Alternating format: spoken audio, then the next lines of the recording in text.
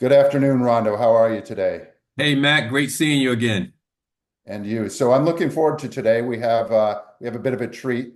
We've been talking about following up the NVIDIA article that we launched maybe 2 or 3 months ago, and had a lot of interesting feedback about that. And then in the interim, a lot of interesting things have happened, and we have a new player on the scene with DeepSeek that came on earlier this month. There's been a lot of discussion about this, so I thought it'd be really fun to get an expert on the Insurgent Mindset podcast to come talk to us a little bit about not only what's happening with DeepSeek, but also maybe the behavioral economics angle to this. Yeah, I'm looking forward to this conversation. DeepSeek was a big surprise to the market here in the US. And so I'm really interested in hearing another perspective from the outside on what it might mean for the future of AI. So today we have a bit of a treat. We have um, Vladimir Yuzhakov coming on board, also known as Scripter, who is an AI expert, a behavioral economics expert, an expert on sort of behavioral economics and technology in China. And he's also, the former CEO and founder for an AI startup. He's a former consultant at Deloitte. Currently, he's doing a lot of interesting work around AI with his podcast, which goes under the handle of Scripter. I think we'll hear a little bit more about that as we go forward today. But I'm really looking forward to hearing Vlad's kind of insider track on AI, but DeepSeek in the China AI context and what it means for the rest of the business world. Yeah, I'm looking forward to it. Good morning, Vlad. Great to have you aboard today to talk a little bit about DeepSeek. And we're going to refer to you as Vlad, but we know that you're well known as Scripter. And what we might do is just hear a little bit about your background and kind of give us a bit of a 360-degree view of Vlad growing up, what you experienced as as a Forbes writer in China, how you ended up in Australia, and where your interest in AI has kind of blossomed, and where you are today. Hi, Matt. Hi, Rhonda. Good to be here. So let me think what's the best way to go through the story. But basically, as you said, I specialize in AI, and I have an interesting angle at AI. I do that in conjunction with behavioral economics, group behavioral economics, which is basically a science about how large groups behave, how they make decisions. And at some point, when I was I was a Forbes columnist in China for about 5 years. That was after I graduated from Columbia University. And at some point, there was a meeting actually there where Jack Ma was presenting, like a Forbes meeting, internal meeting. And it was in 2015-ish. And he basically was saying just one single word. He was saying AI, AI, AI, AI. It was even before that most of us heard this name. And that's where and he basically was saying AI is the future. Just go into AI. And this is how, in that second, it became so clear to me that my science, the science of researching how large groups of people, including governments and crowds and social media, how these large groups behave, is going to be determined by AI, just because AI is the next era of how people self-manage or organize themselves. So that's how I turned into AI. And well, if we go further into the future, it's ended up that the best way of testing ideas on behavioral of large groups and AI is actually YouTubing, where you have a direct access to, you don't have to wait for years before the results of your research. You can test your hypothesis right away, live. You get your response, a feedback next hour. So that's a perfect laboratory for a group behavioral economist. So that's pretty much how it worked out. It's if we use a very broad broad terms here. Okay, Vlad. So that's great. I mean, maybe it would be interesting also. I'm really curious if you're willing to share a little bit about, your experience with the health tech startup and kind of give us a sense of, some of the application of AI and machine learning and behavioral economics all together in a real world environment. Oh, that was exciting. I will try to keep myself short because I can talk about it for forever. But here's a brief story of my AI startup. At some point, we developed, myself and a small team around me. Back then, we were doing a project for Toyota. And so we had kind of formed that. I was running a project at Toyota, and we formed a team of people who were doing AI, and we started building expertise in computer vision. It was almost like a side project. We were playing with this, just getting together on weekends, and it turned out that we became really good at that. And that was even before this mass explosion of AI libraries. So we were literally assembling everything with our own hands. And then at some point, it just so happens that my cousin, my cousin died because of bad sores or pressure injuries or pressure sores, as they're known in the US. And I realized that actually I saw how painful this experience is. Like, it's actually terrible. One of the worst things that can happen if you have bad sores, like in life. On a scale of 1 to 10 of suffering, this is about 9.5. I realized that actually computer vision can help here.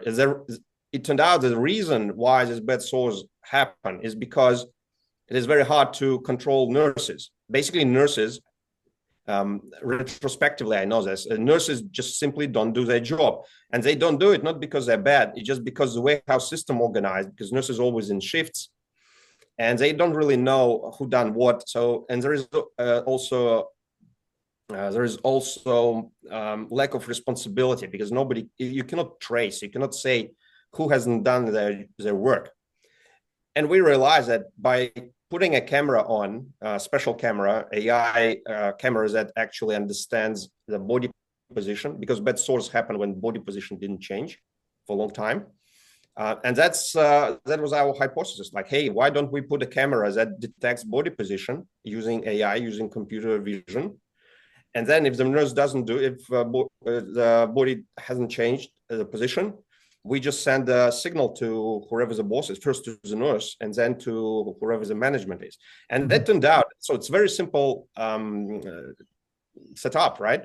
It turned out that it decreased bed sores by 84 or 87, I don't remember right now. I think about 84%. And we had a clinical trial for that. And it's very simple. It's primitive even. But this is how, just by placing a camera, you can change the behavior of nurses. And nurses is actually one of the biggest profession of all other professions in the world. There are like tens of millions of nurses around. And just by placing a camera, you can actually change their behavior. That startup, unfortunately, did not survive COVID. We just got in the worst. We were in the middle of clinical trials with all the nurses and everything, and the COVID came, and basically we just ran out of funds. But the whole point is that that was one of the examples when with AI you can change human behavior so easily, actually. Mm-hmm. That's very interesting. Are there other, applications, that you see between behavioral science and AI similar to that you're thinking about? Like what's next for you in that regard? There are gazillion ways. For example, one of the things is that I don't know if your viewers are familiar with the concept of digital twin. And I think this thing is probably the most important thing that is happening right now in the world of AI. Digital twin is the new way how to connect AI, how to basically make AI super smart. The idea is that you create a copy of the real world object.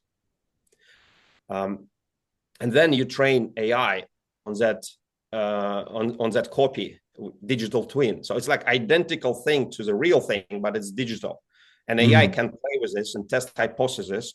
It's an amazing thing. And one of the things what is happening right now in DeepMind, for example, DeepMind is the company that it is a subsidiary of Google, and it's a company that created AlphaGo and AlphaFold, which are probably two of the two largest discoveries of this couple decades.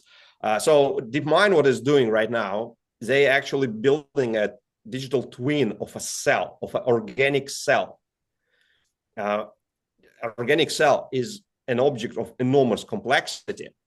It currently takes decades. If you develop a drug, for example, that is working on a molecular, on basically cellular level, it takes almost like a decade just to run trials and test drugs and everything. But once they build that cell, a digital cell, they can do all that in just a matter of minutes. And just imagine the increase of speed of discovery that it brings. And so that's a digital twin. And for group behavior, why it's important is you can actually build a digital twin of a human in terms of like psychology. So basically what you just scrape the internet for everything, what you said in the past, all the little fingerprints that you left in the internet and everywhere, like in books, it doesn't matter, in journals, doesn't matter. Whatever you said, you just condense this, and that becomes your digital twin. And it's a unique thing, actually. It's the interesting thing is what AI can do with this is it can extrapolate whatever these fingerprints you've left, and it can reconstruct the whole you as a digital copy, digital twin of you. And then it can test whatever hypothesis it wants on that digital twin and see what the reactions will be, and use that to basically interact with real you. So it can predict what your behavior will be. I have a few articles on this. It's a fascinating topic. It's a little bit science fiction-ish, but I think within a couple of years, it's probably will be a reality. And instead of building all this AI models that are currently used to increase traffic for YouTube or YouTube algorithm, they're actually going to be, instead of AI models, they're going to be just simply using digital twins just to see what your reaction will be, and using that, optimizing your behavior, basically. Glad you mentioned DeepMind. It would be interesting to hear your thoughts now on DeepSeek. So one of the opportunities I think that we're trying to explore is, the direction of travel of AI, and obviously DeepSeek came onto the scene, or at least became mainstream earlier this month. And we'd love to hear your thoughts on how is DeepSeek really a transformative opportunity for AI? Give us a little bit of a potted history of DeepSeek, how it interacts with AI, and what it means for behavioral economics. I will probably I don't think I'm going to say something very novel, because there have been quite a lot on the internet recently explaining the concept and how it works and why it's important. Although I think I'm going to briefly explain what exactly DeepSeek is and how it works, and then I will we can talk about how that actually impacts big tech business in general, because I think I don't think there's a full appreciation of how that's going to transform the way how business is done, because it's an enormous thing what actually happened. So DeepSeek is, let's go a little bit back in time. A couple of years ago, it was believed that the world of AI will be dominated by a few large companies, big tech. And that's why they were all competing with each other, like Google, OpenAI, Llama, Meta, and they were building frontier models. And these frontier models, they were spending $1 billion just to build these models, because it was believed that whoever has a frontier model has a huge advantage. So the whole idea is that you build the biggest frontier model, you get dominance, And then you kind of sell this frontier model to different applications around. And so that's how the initial plan was. And then it turned out that you can actually literally copy paste a big model, frontier model, and make your own copy of that model. And it costs you like about, I don't know, 1% of the cost of the big model. So it's basically, we can think of it as like almost like a reverse engineering of the thing at a fraction of the cost of the model.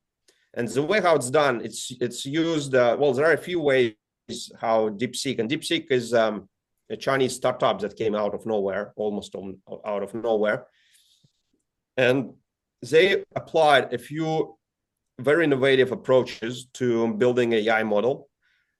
But I think the most important, if you boil it down, if you say, hey, name me one most important thing that DeepSeek is doing, it says distillation. Distillation is basically, it's literally what distillation is. You just take one big model that enormous thing that costed like $1 billion to train, and you distill it into a much smaller model. And the funny thing is that much smaller model is equally smart as the bigger model. And this process of distillation is almost free. It doesn't cost too much. And the most important part is that it turned out that you can distill any model. So you cannot prevent an AI model to be distilled. So there's no way to protect your model. If you, let's say you spend $10 billion training a super mega mind, the next thing what will happen next minute, somebody will distill it. And there is no way you can prevent it. And another way how to think about how this distillation works is like a teacher and the student. So big model becomes a teacher and small model is a student. And there is a way, the process that, so the teacher creates a very condensed training set, and the student is learning from this training set. And it turned out to be super efficient process.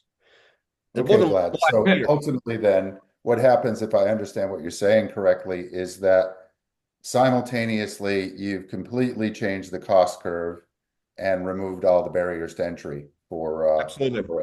So is that a correct interpretation of what you just described?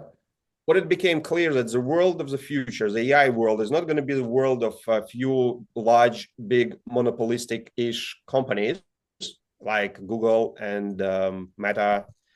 The world will be the world of, the way how I call it, it's going to be the world of wolf packs. Going to be small teams. When I say small, maybe, I don't know, 10 people, 100 people, 1,000 people max. And they will be, these small teams, they will be more, so basically they will be the driving force of this new era, not large companies. I think the large companies are going to be extinct, and there is another reason why large companies will be extinct, also related to DeepSeek.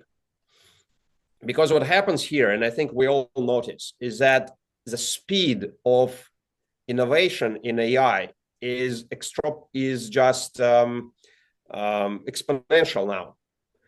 If you notice that whoever were building all those models, all these large companies, they no longer are able to monetize them, because the next model appears before that old model can actually get into the harvest profit return on those investments.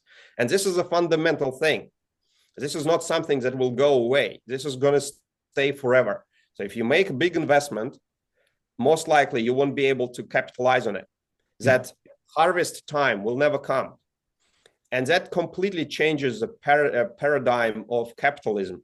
You no longer can, you no longer have 5 years of monetization or 10 years. No, there just simply is not there. You won't be able to get profit on your investment, or even just return your investment. It reminds me of the research and development equation in the pharmaceutical industry, right? So in the past, pharmaceutical companies had 10, 15, 20 years before one of their brand products would face generic competition.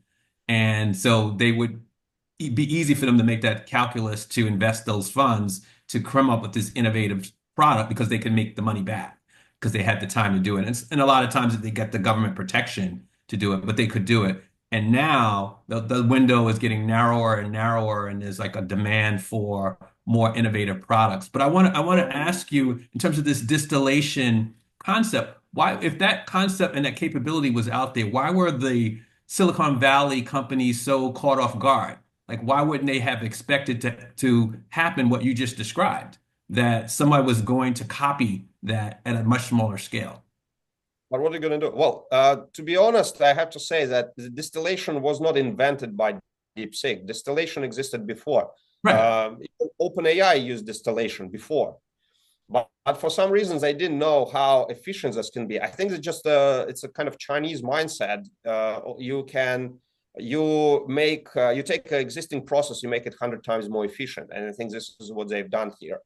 Mm. But that being said, it was not just stupid copy pasting. It was an act of it was a genius thing that they have done. Seriously, but the point is, we talking the time frame we're talking here is not even years anymore; it's months. So what was like 5 months, 6 months ago is now almost like a stone age. All right, I might cut you off there, Vlad. We need to go to break very briefly, and then we'll come back and we can pick that back up. Okay, welcome back. So let's pick up the thread on DeepSeek. Vlad, I didn't mean to cut you off there, but we do need to go to break from time to time. So go ahead and finish your thought and bring us through into what DeepSeek sort of means for these enterprises, and particularly from a point of view of how do leaders navigate this challenge? I think one important thing here is that we have to keep in mind is this is not just about DeepSeek. DeepSeek just became like what's the word is herald of they were basically it's a pioneer. Mm-hmm. Anybody can use this technology, and it is a complex technology to some extent. But once it's mastered, a student will be able to use it. And well, a student with some money, well, at least in the beginning. But what I'm saying is that the cost and the complexity of this technology will drop very quickly. So we can think of it as basically it is very soon will be commonly available, and everything, any AI model, once it becomes open to public, when I say open to public, I mean when it gets out of the bubble and has some interactions with the outside world, that model will be distilled immediately. Okay, so what does it mean for firms like NVIDIA, who has traditionally been seen as the engine room of AI? And obviously NVIDIA saw a pretty significant hit on its valuation immediately after the DeepSeek announcement, but that sort of recovered, and obviously NVIDIA is still at the heart of that technology. But what does it mean for the infrastructure? Well, there are two things about how's that. Well, there are actually many vectors how it is connected to NVIDIA, but I will talk about, I think, the two most important one. Although they also recovered, I'm not saying something revolutionary new. So it's basically I'm kind of sharing pretty much what was already said by others. But basically, one of the things, the most important things that happened, the impact of DeepSeek on NVIDIA is that previously it was believed that everybody will be building their own. So there will be a few large frontier models developed, and there's going to be a lot of computational compute needed to run those models. It turned out what DeepSeek has basically told us is that you don't really need all that compute power.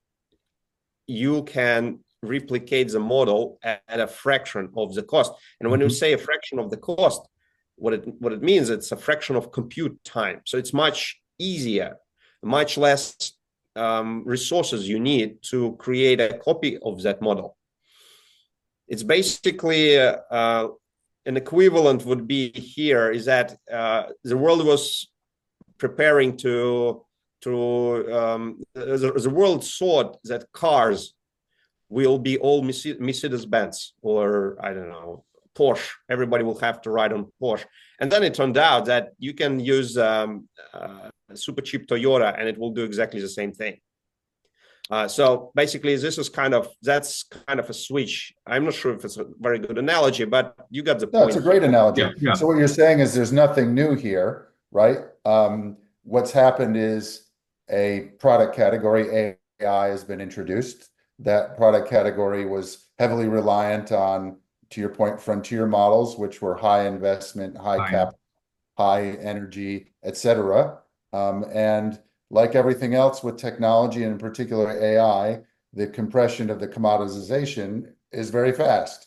So we've gone from very high capital to very low capital, very high energy to very low energy, very narrow application to very broad application almost overnight. I think to me that's the law of economics. Yeah, and there is another thing. The second thing is probably even more important here. Is it turned out what these DeepSeek guys did? They found a way to bypass CUDA, and CUDA is a language that NVIDIA uses to operate NVIDIA chips. Right. So it's basically CUDA is a programming language that enables to coordinate the simultaneous computations on hundreds of thousands of chips simultaneously. So you can think of it. It's almost like in an orchestra you have that guy with sticks who is just, all right, now it's you, hey, like guitar. Now it's your turn to play, right? So it's basically this. It's called diriger, or I'm not sure how it's in English. It's called, but basically the guy who is managing the orchestra. So that's what the CUDA language is doing, and it's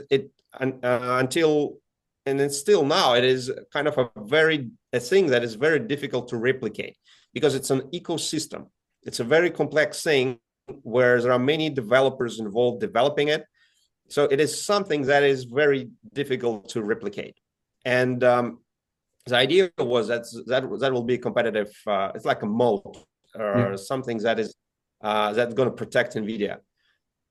And what DeepSeek did, they actually managed to find a way out to deal with these processors bypassing this CUDA. I'm not saying that it's important to say that they have not completely replaced CUDA, not yet. But the way how they did it, they found a way how to basically almost like deal with GPUs on almost like on machine level. So CUDA is a programming language, right? It's a high-end language, but they are dealing on a deeper. They found a way how to deal with these GPUs on a deeper level. It's almost my best equivalent. I remember that Matrix movie. Yes. Keanu Reeves, when he was basically in dealing with the spoons and everything, and then it turned out like, oh, you can just read the Matrix. She's just staying there, and he sees all this green numbers falling. So basically, DeepSeek can see the Matrix. Interesting. And what I read is that DeepSeek leveraged both some NVIDIA GPUs, but paired those GPUs with some cheaper, less sophisticated chips. And that's what also made it so effective and so cheap, because they were able to sort of leverage the NVIDIA chip, but also these cheaper, less sophisticated chips as well. Yeah, but I think it's all speculation. So we can speculate. Pairing is what they called it. I don't think anybody actually saw what is happening there. We probably can think of it as almost like a Chinese national secret. I don't think anybody has a real insight into what is going on there. We can guess. Do you buy the numbers that, the training was like cost them $6 million versus $100 million for GPT-4 to train the system? I think it was to a very large extent a marketing number, because we also have to. One thing that I learned after 5 years in China, as a Forbes columnist, is that one thing that China is doing, it's absolutely totally manages all information that is getting out of the country. So whenever you actually read the news coming from China, you need to know that this is done for purpose. And they, unlike the Western civilization, where information more or less flows more or less freely, China China has a policy of how to manage external world in terms of what kind of information should be delivered to external world. And just my intuition tells me that that was a very well timed and very well designed message, saying that, hey, you don't need the billions, hundreds of millions of dollars to train models. We've done all that just with 6 million. I think it's very hard to. I don't think it's possible to actually verify if it's true or not. But one thing is certain: the replication, this distillation of models, of AI models, in the future will be literally a fraction of a cost of what it is now. It's almost like I think we're repeating ourselves here, but basically. Remember those computers of 1950s, 1960s that were taken in rooms? This is what is the current AI fabrics. Mainframe. Current AI fabrics, all these colossus that mask built. There's huge things where they use like 100,000 of H100 GPUs. This is pretty much that mainframe. And okay, well, this is great news then, Vlad. I think this is great news, because this rapid commoditization that we've just discussed then means that the playing field gets leveled, where, for example, small to medium enterprises have access then to power at a cost that gives them an opportunity perhaps to compete more, in comparison to the Toyotas of the world, who have, a tremendous amount of resources.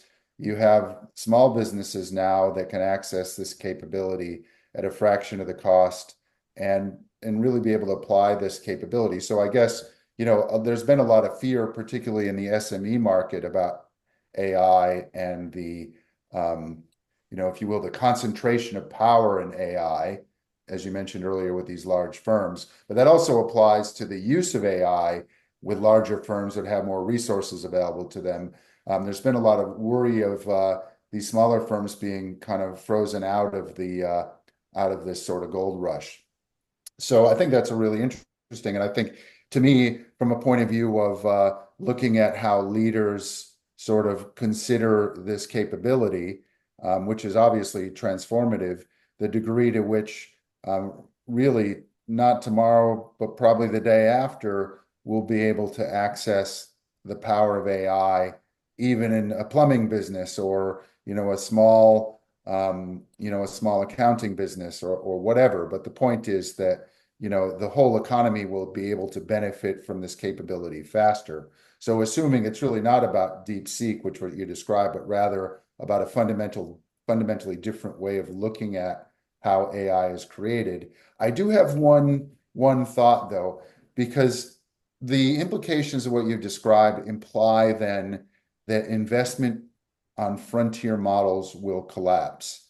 So if that's the case, and Rondo, your pharmaceutical example is a good one, where traditionally the pharma model has been largely focused on the blockbusters at the expense of the small treatments, and we've seen that shift over 25 or even 30 years.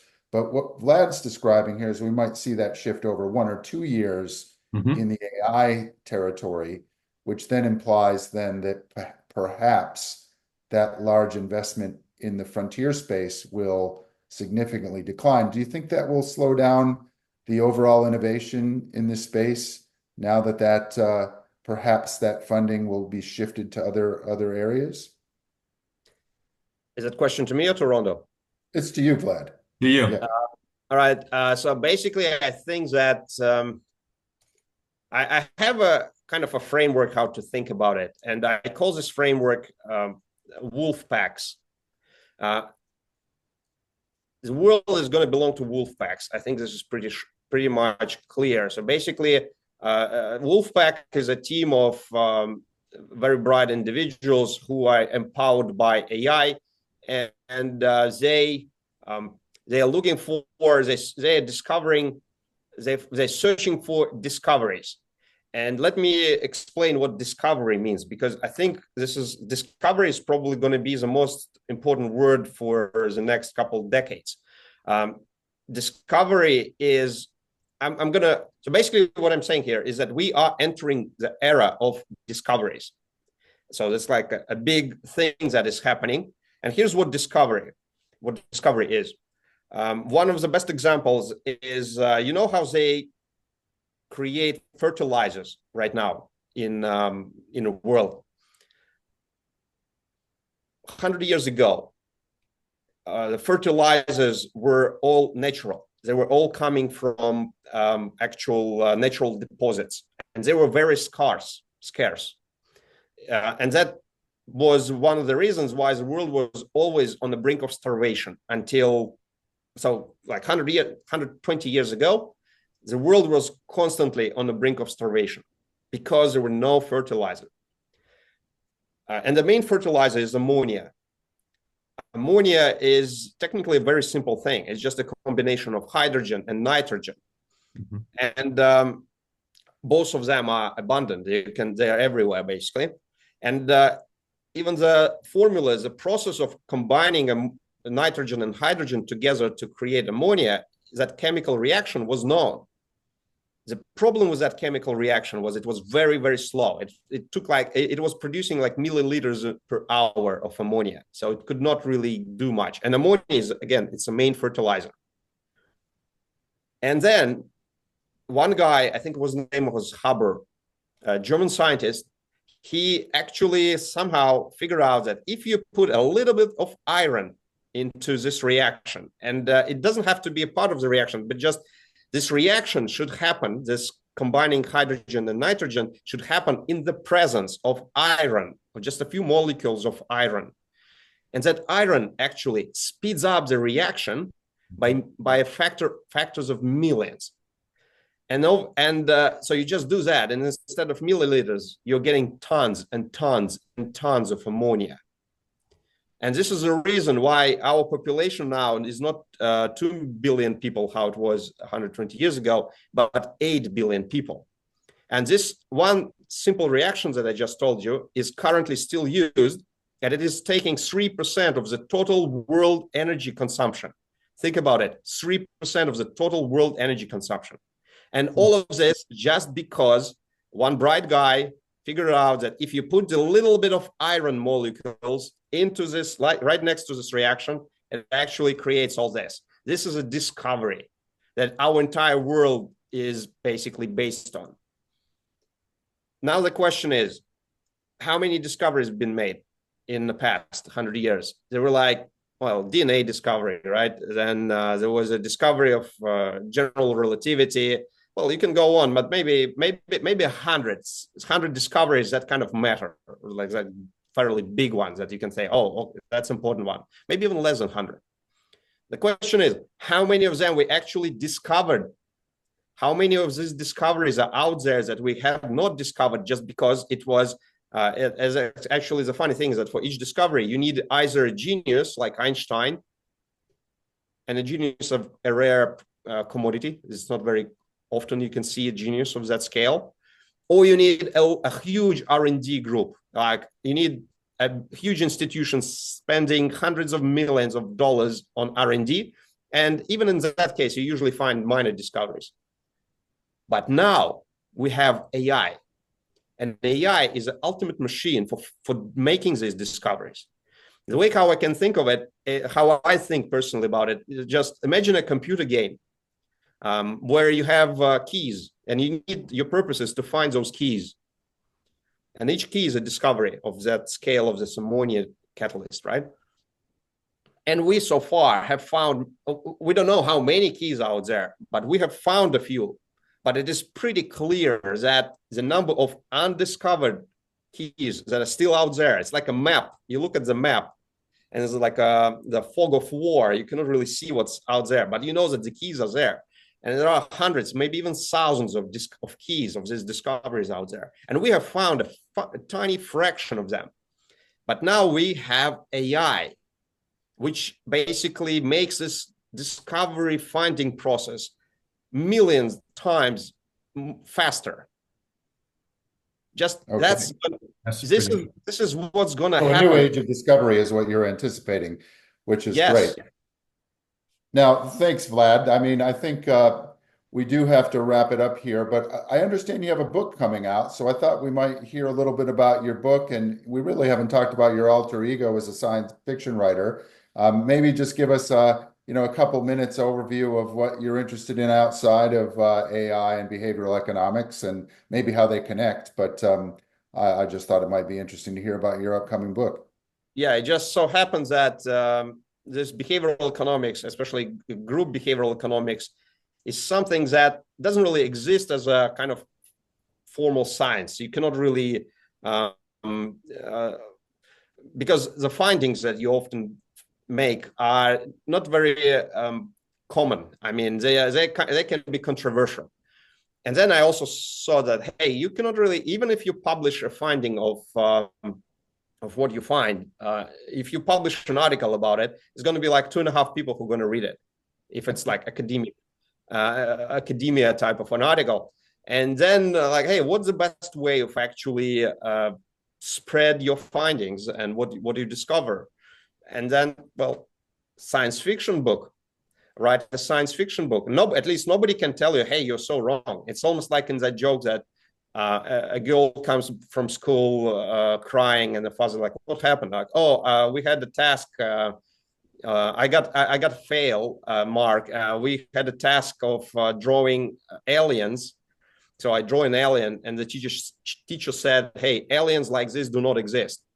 And he basically, this is why I got a fail mark. So in science fiction, nobody can tell you that.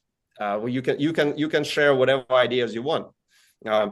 So this is how that's how I publish my findings. So I do that in a form of science fiction thrillers, where the driving force is not technology. The driving force of the book is characters. And I've been writing the current book for about 10 years, and it's ready.